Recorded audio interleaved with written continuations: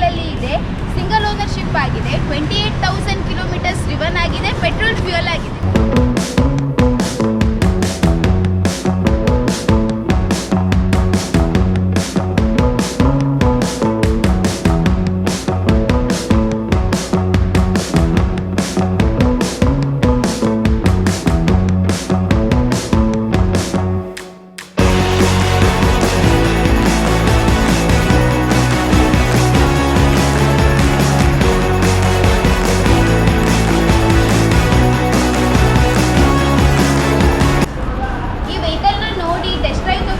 ಅಂತ ಹೇಳಿದರೆ ಭಟ್ಕಳದಲ್ಲಿರೋ Balaji auto car ಶೋರೂಮ್ಗೆ visit ಮಾಡಿ, ಹಾಗೆಯೇ ಕ್ಯಾಪ್ಷನಲ್ಲಿ ಕಾಣಿಸೋ ನಂಬರ್ಗೆ ಕಾಂಟ್ಯಾಕ್ಟ್ ಮಾಡಿ ಹೆಚ್ಚಿನ ಮಾಹಿತಿನ